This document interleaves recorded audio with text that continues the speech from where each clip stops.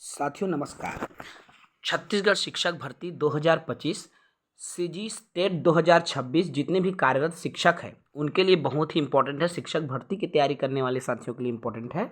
आज का हमारा ये जो क्लास है क्लास नंबर 4 है, जिसमें हम बाल विकास की बात कर रहे हैं। और आज के ये सेशन में भाषा और विचार पर बात करेंगे, चिंतन के बारे में बात करेंगे। अल्बर्ट बंडूरा ने क्या कहा है, पावलॉव स्किनर से रिलेटेड बहुत सारे ऐसे महत्वपूर्ण टॉपिक है जिस पर आज के इस सेशन में बात होगी। तो साथी जो भी नए हैं, पहली बार हमारे चैनल से जुड़े हैं, वीडियो को पहली बार देख रहे हैं, चैनल को सब्सक्राइब करेंगे। तो चलिए आज की सेशन की हम यही शुरुआत करते हैं। सबसे पहले आती है भाषा और विचार। भाषा और विचार इसलिए इम्पॉर्टेंट है, ये टॉपिक पढ़ना इसलिए भी ज़रूरी हो जाता है क्योंकि यहाँ पर आपका 1 नंबर के प्रश्न भाषा और विचार से रिलेटेड, क्योंकि अलग अलग मनोवैज्ञानिकों ने भाषा को लेकर अलग अलग बातें कही हैं। तो आइए शुरू करें। भाषा और विचार चिंतन। देखो, भाषा के माध्यम से व्यक्ति अपने आदान प्रदान करता है विचारों का, यानी कि आप जान रहे हैं, जैसे मुझे कुछ भी बातें बोलना है या मेरे मन में जो बात चल रहा है, अगर मैं उसको दूसरे को बताऊं तो वो कैसे बता सकता हूं? तो वो है भाषा के उपयोग करके मैं बोलकर बता सकता हूं। ठीक है। अब भाषा का उपयोग करके मतलब बोलकर, मौखिक भाषा के माध्यम से मैं बता सकता हूं। और केवल बोलकर ही नहीं, बोलने के अलावा मैं इशारे का उपयोग करके, लिख कर, अर्थात बहुत सारे ऐसे तरीके से मैं जो है अपने विचारों को लोगों तक क्या कर सकता हूं, बता सकता हूं। तो भाषा के माध्यम से हम विचारों को आपस में आदान प्रदान करते हैं। भाषा विकास की सबसे संवेदनशील अवस्था प्राथमिक बचपन से ही शुरू हो जाता है, यानी कि जब बच्चा प्राथमिक कक्षा में पहुंचता है तब वह भाषा में और बेहतर तरीके से सीखता है, क्योंकि वो अपने कहना चाहिए परिवार में रह करके भाषा तो सीखा है और उस भाषा को नाम दिया जाता है मातृभाषा, मदर लैंग्वेज। वो जो भाषा माँ से सीखी है, अपने परिवार से सीखा है, वो भाषा जब वो विद्यालय जाता है वहाँ की भाषा से अलग होती है। अब जब बच्चा विद्यालय पहुँचता है तो विद्यालय के अनुकूल बच्चों को क्या कराया जाता है, भाषा को सिखाया जाता है। तो प्राथमिक बचपन में ही बच्चा जो है संवेदनशील तरीके से भाषा को सीखता है और इसे पूर्व बाल्य अवस्था के नाम से भी जाना जाता है, जिस उम्र में बच्चा भाषा सीखता है। ठीक है। अब जो है भाषा की जब बात आती है, अनेक मनोवैज्ञानिकों ने भाषा विकास के सिद्धांत दिया है। कुछ महत्वपूर्ण 3-4 बात करेंगे और उनमें से एक प्रश्न आपके एग्जाम में पूछे जाने की संभावना 90% है, तो इस टॉपिक को ध्यान से पढ़ेंगे। देखिए, सबसे पहले कथन है, सबसे पहला सिद्धांत दिया था जीन पियाजे ने। अब जीन पियाजे ने भाषा को लेकर क्या बात कही, तो देखो, जीन पियाजे ने कहा पहले विचार आता है फिर भाषा आती है। देखो, जीन पियाजे ने ये कहा पहले विचार का जन्म होगा। जैसे हमको कुछ भी सामने वाले को बोलना है तो पहले हमारे दिमाग में विचार आएगा, हम सोचेंगे कोई भी टॉपिक, कोई भी विषय को चिंतन करेंगे, उसके बाद में हम उसको भाषा के माध्यम से सामने वाले तक आदान प्रदान करते हैं।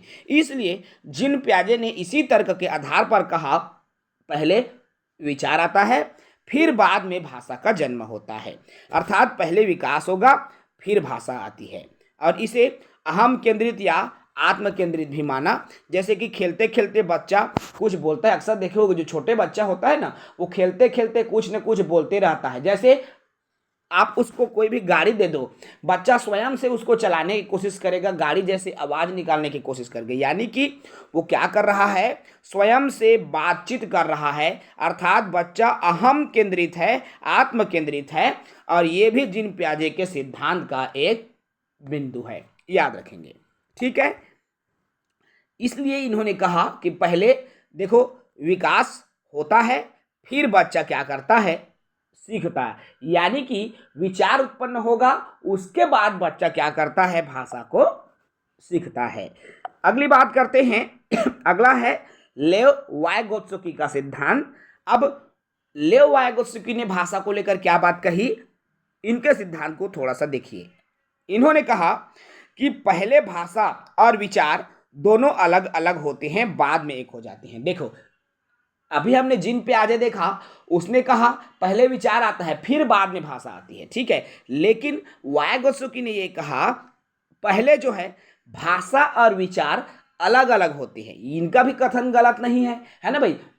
पहले विचार अलग होगा, भाषा भी अलग होता है। शुरुआत में जब आप सोचोगे तो केवल आपके माइंड में क्या आता है, विचार आता है। उसके बाद जब आप उसको बोलना चाहते हो तब भाषा आती है। यानी कि शुरू में दोनों अलग अलग होते हैं लेकिन बाद में वो एक हो जाते हैं, ये कहना था लेओ वाइगोत्स्की।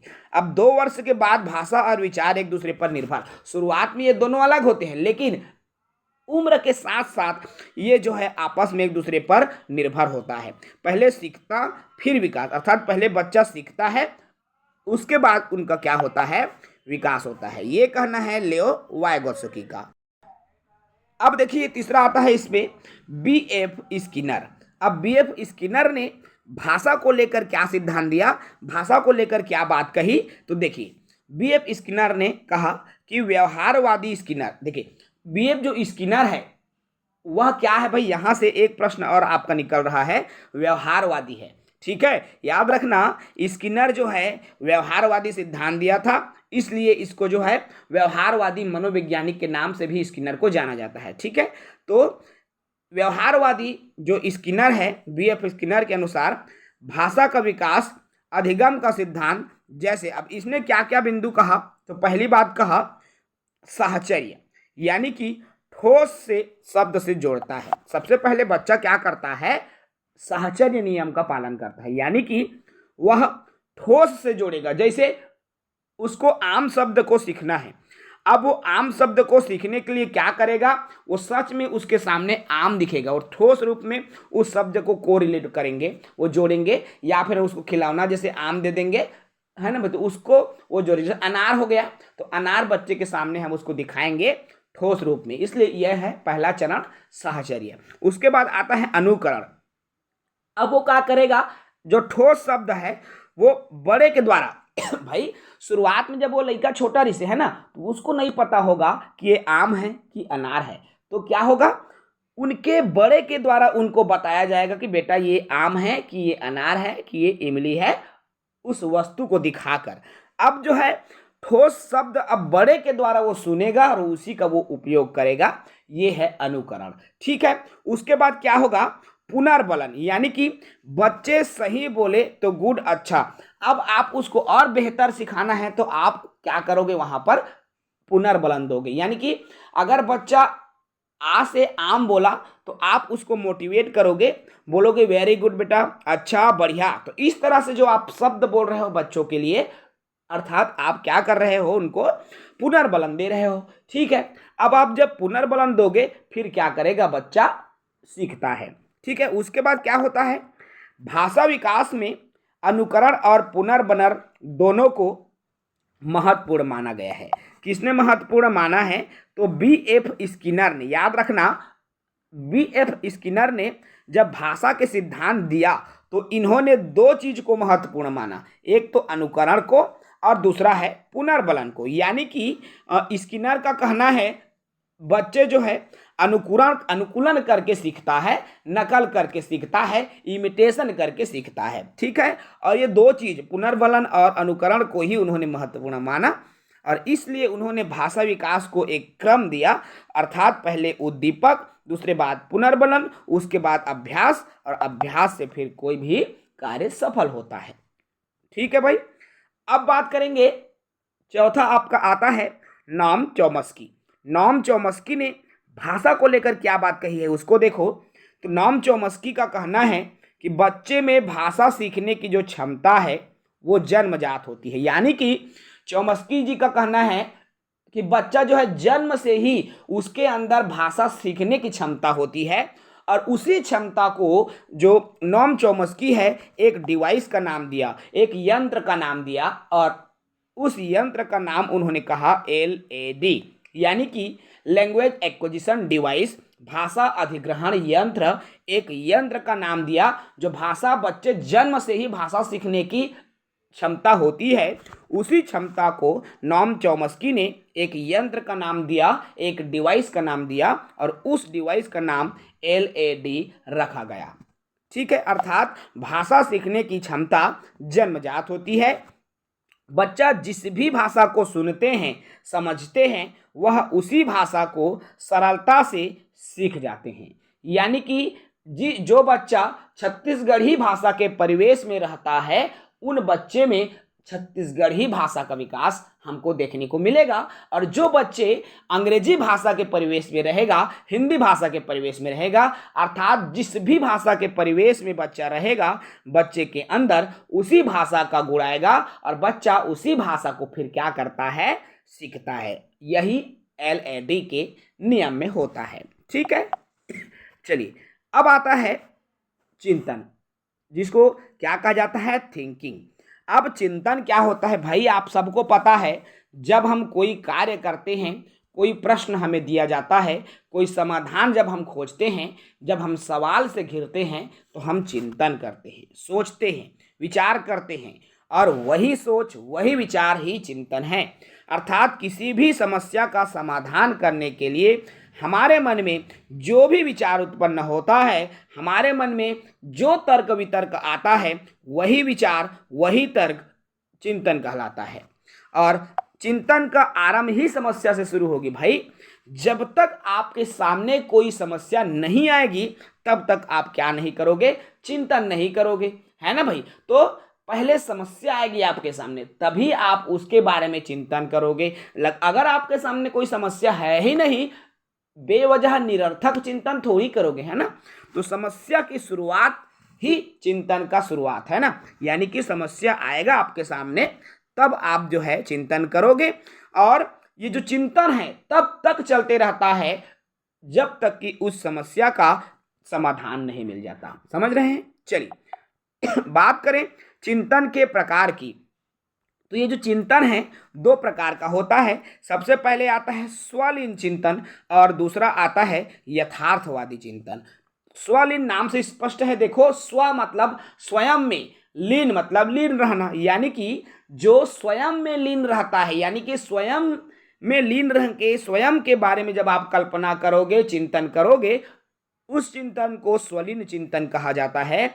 और यथार्थवादी अर्थात जब आप वास्तविकता से संबंधित, यानी कि आपके सामने कोई सवाल आ गया या आपके सामने कोई परिस्थिति आ गई, तो उन बातों पर आप चिंतन करोगे, तो उस चिंतन को हम क्या कहेंगे, यथार्थवादी चिंतन। तो ये दो प्रकार के चिंतन होते हैं। ठीक है। अब यही जो यथार्थवादी चिंतन है मेरे दोस्तों, ये चिंतन तीन प्रकार के होते हैं और इसी यथार्थवादी चिंतन से आपके प्रश्न पूछे जाते हैं। 90% इंपॉर्टेंट है, आपको ध्यान देना होगा। ठीक है। चलिए क्या क्या है यथार्थवादी चिंतन में। तीन चीजें आती है, अभिसारी चिंतन, अपसारी चिंतन, और तीसरा इसमें आपका आता है वो है आलोचनात्मक चिंतन। चलिए सबसे पहले बात करते हैं अभिसारी। अब अभिसारी क्या होता है, देखो, इसमें समस्याएं एक ही बिंदु पर केंद्रित होती है और उसका समाधान एक ही होता है। यानी कि ऐसे समस्या जिसके एक ही समाधान, निश्चित समाधान हो, उसको बोला जाता है अभिसारी चिंतन। यानी इसमें फैलाव नहीं होता, अभिसार होता है, इसमें अपसार नहीं होता, फैलाव नहीं होता। ऐसे चिंतन को अभिसारी चिंतन कहा जाता है। जैसे दिल्ली किसकी राजधानी है, एक सवाल आ गया, एक समस्या आपके सामने आ गई, एक प्रश्न आपके सामने आ गया कि दिल्ली की राजधानी क्या है या दिल्ली किसकी राजधानी है, तो भारत की राजधानी है। अब देखो सिर्फ एक ही उत्तर आया यहाँ पर, दिल्ली किसकी राजधानी है, तो उत्तर में क्या लिखा आपने, भारत, बस फुल स्टॉप, खत्म। उसका उत्तर एक छोटे से ही बिंदु तक सीमित था और उसका उत्तर समाप्त हो गया। तो ऐसे चिंतन क्या कहलाएगा, अभिसारी चिंतन कहलाएगा। अब अपसारी चिंतन यानी कि फैलाव। अभिसारी में मैंने क्या कहा, फैलाव नहीं होता, लेकिन अपसारी चिंतन में फैलाव होगा। फैलाव कैसे, इसमें जो भी समस्या आपके सामने आती है उसका समाधान एक बिंदु पर केंद्रित नहीं होता। यानी कि आप जो है अपने कल्पना शक्ति का उपयोग करोगे, अपने तर्क का उपयोग करोगे, अपनी क्रिएटिविटी का उपयोग करोगे और सबका उपयोग करके आप अपने क्षमता के आधार पर कई तरह के हल खोजने का प्रयास करते हैं।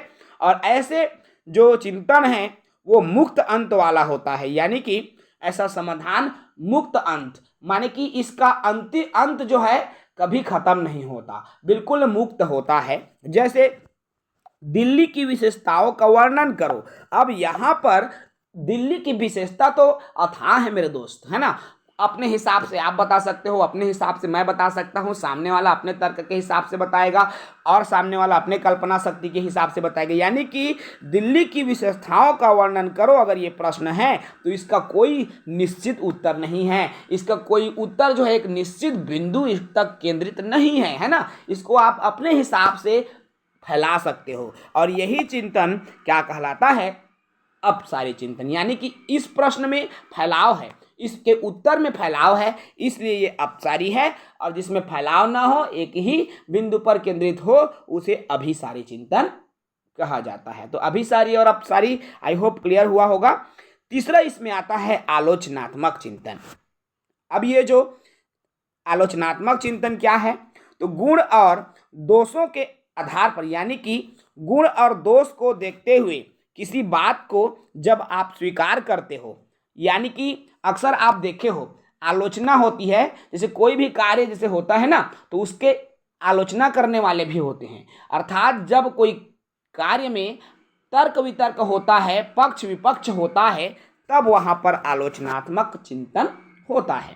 क्लियर है। तो ये रहा चिंतन, चिंतन के प्रकार, और प्रकार के अंदर से भी हमने प्रकार बताया, और चिंतन को भी आप याद रखेंगे, मोस्ट इंपॉर्टेंट है।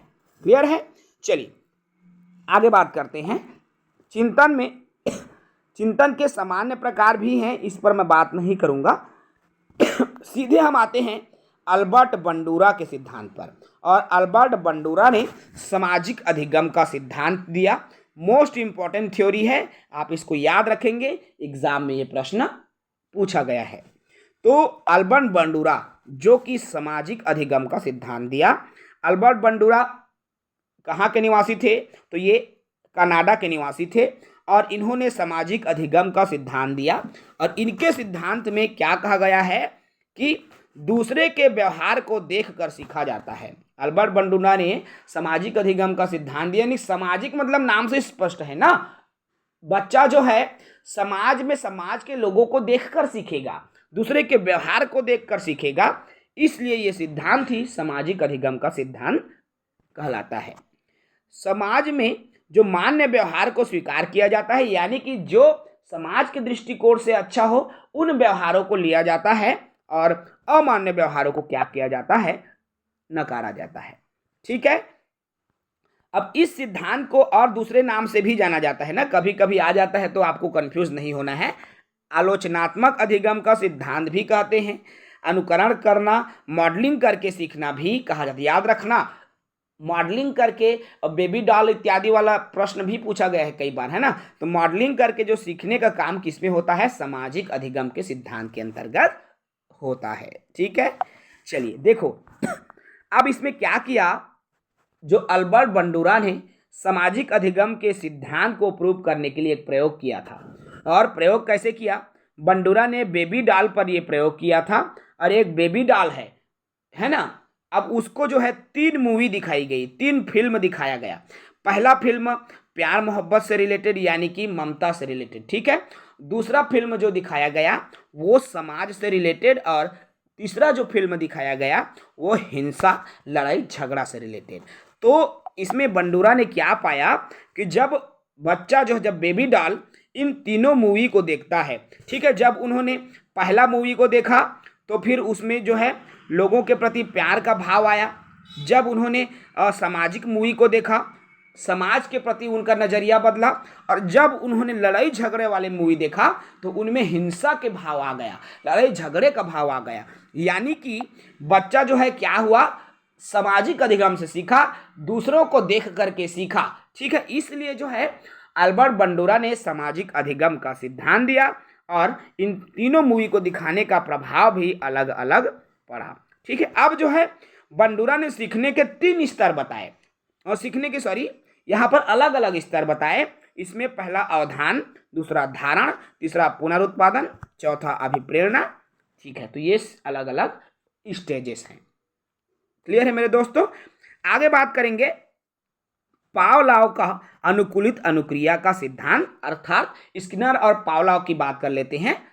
सबसे पहले देखिए पावलोव के अनुकूलन अनुक्रिया का सिद्धांत, जिसको पावलोव के क्लासिकल कंडीशनिंग थ्योरी के नाम से भी जाना जाता है। ठीक है, अब पावलोव ने क्या किया, यहां एक चीज और याद रखना आपने, पावलोव ठीक है किस पर प्रयोग किया था, तो कुत्ता पर प्रयोग किया था। ये याद रखना मेरे दोस्तों, कुत्ते पर प्रयोग करने वाले मनोवैज्ञानिक है पावलोव।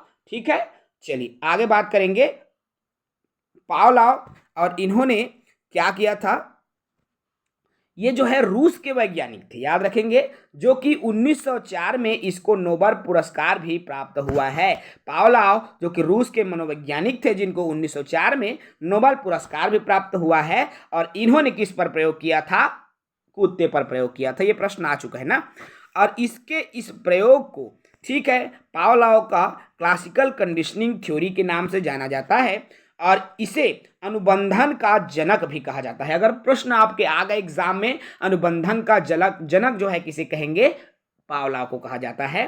अगर आ गया कि नोबेल पुरस्कार किसको मिला था, तो पावलोव को मिले था। ठीक है, इन्होंने कुत्ते पर प्रयोग किसने किया था, तो पावलोव ने किया था। ठीक है, कई सारे क्वेश्चन यहां से बनेंगे, और इसी क्लासिकल कंडीशनिंग का अन्य नाम भी है। इसको शास्त्रीय अनुबंधन के सिद्धांत से भी जाना जाता है। पावलोव का शास्त्रीय अनुबंधन का सिद्धांत, पावलोव का अनुबंधन का सिद्धांत या अनुकूलन के सिद्धांत के भी इसको नाम से जानते हैं।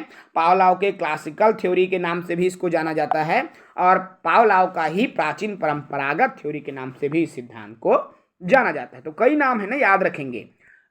अब जब पावलोव ने इस सिद्धांत को दिया, तो उन्होंने सबसे पहले एस प्रकार बताया, एस कारक बताया। तो पावलोव का एस प्रकार क्या है, देखो पावलोव ने क्या किया, सबसे पहले कुत्ते पर प्रयोग किया, और जब कुत्ते के सामने इन्होंने भोजन रखा, यानी कि भोजन क्या है, उद्दीपक है। क्या है, भोजन उद्दीपक है। भाई किसी भी कुत्ते को आप खाना दोगे, यानी कि आप उसको उद्दीपक दे रहे हो। तो जैसे ही भोजन रखा, तो कुत्ते ने क्या किया, लालच आ गया, और कुत्ते के जो लार बहने लगा, है ना। अर्थात आप उस कुत्ते को 2 दिन 4 दिन 5 दिन 10 दिन रोज खाना दिया, ठीक है, तो कुत्ते को रस्सी में बांध दिया था। अब आपने क्या किया, कुछ क्षण बाद, कुछ दिवस के बाद में आप जो है पहले घंटी बजाते थे, उसके बाद उसको क्या देते थे, भोजन देते थे। ठीक है, ऐसे आपने कुछ दिन किया, पहले घंटी बजाया, फिर भोजन दिया। अब जैसे आप घंटी, अब एक दिन आपने क्या किया, भोजन उसके सामने नहीं रखा, सिर्फ और सिर्फ क्या किया, आपने घंटी बजाया, और जैसे ही घंटी बजा, तो कुत्ते के मुंह में क्या आ गया, लार आ गया। क्यों, क्योंकि भाई उद्दीपक उसको समझ में आ गया है ना, कि घंटी बजता है तो मतलब मेरे को क्या मिलता है, खाना मिलता है। ठीक है, यानी कि आपने सबसे पहले उसको भोजन दिया, ठीक है, ये है उद्दीपन, उद्दीपक। ठीक है, अब जो है कुत्ते में क्या आया, लार आया, ये एक स्वाभाविक क्रिया है। उसके बाद ये कुछ दिन किया, उसके बाद आपने क्या किया, घंटी बजाया, फिर भोजन दिया, तब कुत्ते में क्या आया, लार आया, ये अनुक्रिया है। ठीक है, अर्थात भोजन देना उद्दीपन है, और उससे रिजल्ट जो आया, लार बहने लगा, वो अनुक्रिया है। ठीक है, दूसरे अब कुछ दिन के बाद में आपने घंटी बजा के भोजन दिया, तो कुत्ते में लार आ गया। अब आपने क्या किया, सिर्फ घंटी बजाया कुछ दिवस बाद, और उसको उसके सामने भोजन नहीं रखा, फिर भी क्या आया, कुत्ते में लार आ गया। तो ये है स्वाभाविक क्रिया। तो इस तरह से स्किनर ने सिद्ध किया क्लासिकल कंडीशनिंग थ्योरी को।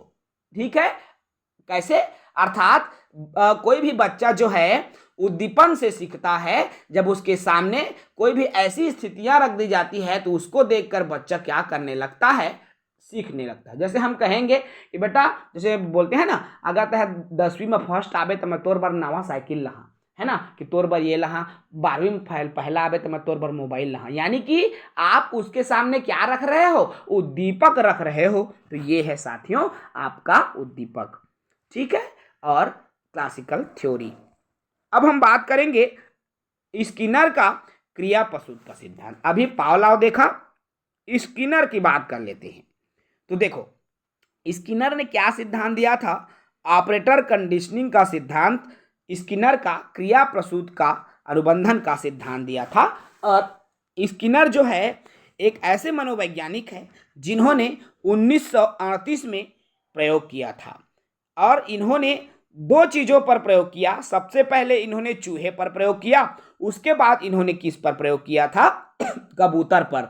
याद रखना, इनका दो प्रयोग है, पहला प्रयोग चूहे पर, दूसरा प्रयोग कबूतर पर किया गया। स्किनर ने 1938 में ये प्रयोग किया। पहला प्रयोग 1930 में चूहे पर किया और दूसरा प्रयोग 1943 में ये कबूतर पर किया था। ठीक है, ये दोनों चीज़ों पर प्रयोग किया। और इस सिद्धांत का यानी कि स्किनर का ऑपरेटर कंडीशनिंग के सिद्धांत, इसका दूसरा नाम क्या है? RS theory.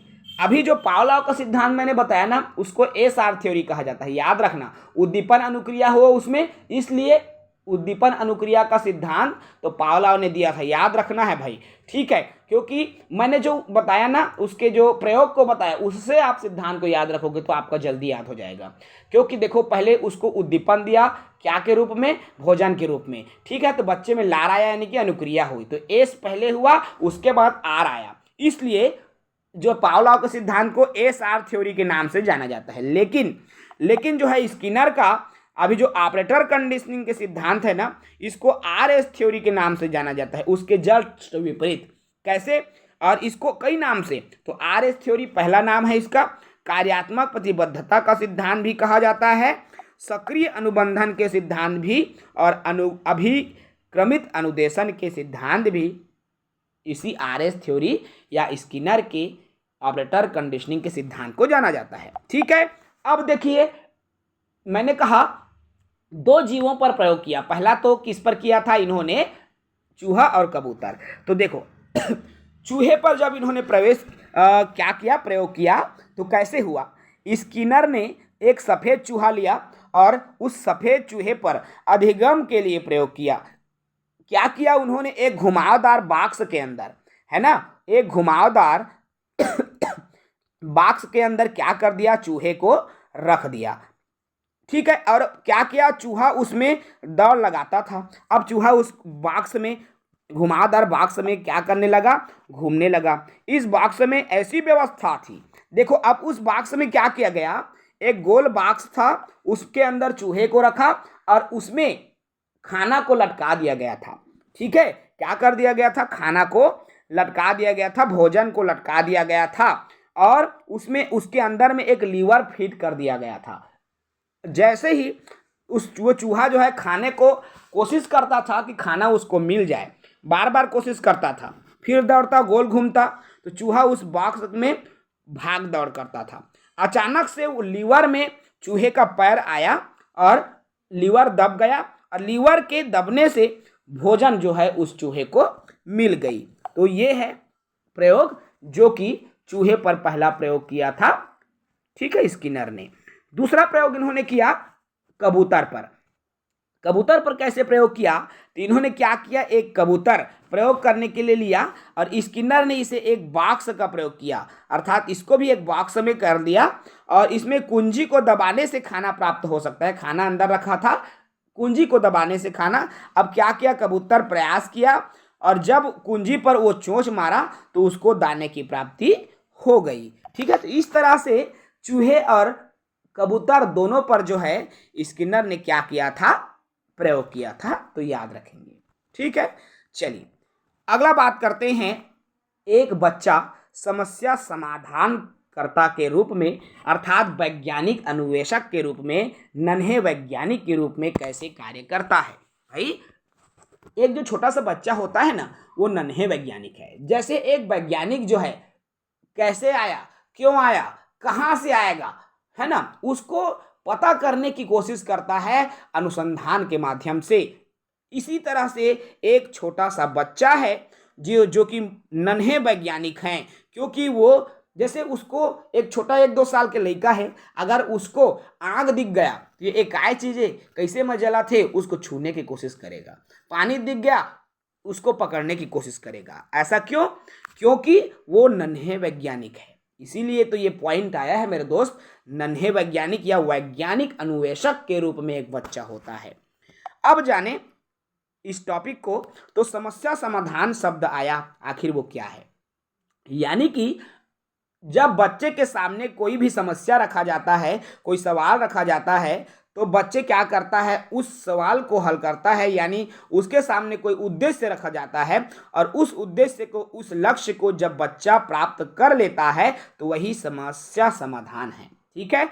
बच्चे जो है विद्यालय में कई तरह की समस्याओं का सामना करता है।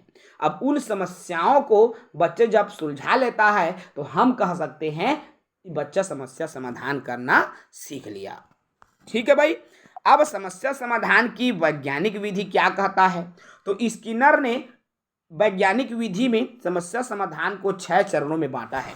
और कौन कौन से 6 चरण में स्किनर ने बांटा है, आपको स्क्रीन पर दिख रहा है अलग अलग पॉइंट। तो सबसे पहले समस्या को समझना। बच्चे के सामने या हमारे सामने कोई समस्या आ गई, जैसे आपके सामने कोई भी समस्या आ गई, आप उस समस्या को समझो, आखिर ये समस्या आई क्यों। ठीक है। उसके समाधान की तलाश करोगे आप। अब उसके अंदर आप जानकारी एकत्र करो कि ये समस्या आया कैसे, कैसे इसका निजात हम पा सकते हैं, है ना। अब आप संभावित उनके समाधान का निर्माण करना है। अब उनका समाधान कैसे होगा, है ना भाई। अब उनके समाधान के कई तरीकों को आपको जानना होगा, समझना होगा, और आप उन संभावित समाधानों का मूल्यांकन करेंगे। यानी कि आप उन कई बिंदुओं पर जो समाधान खोजे हैं उसी में से आपको समाधान को खोजना होगा और उसका मूल्यांकन करना होगा। तो संभावित समाधानों का आप परीक्षण करेंगे और निष्कर्ष करेंगे, अर्थात समाधान का आप उपयोग कर पाएंगे, उसका उचित समाधान कर पाएंगे। तो इस तरह से स्किनर ने एक जो है सामाजिक अन्वेषक के रूप में 6 चरण की बात कही है।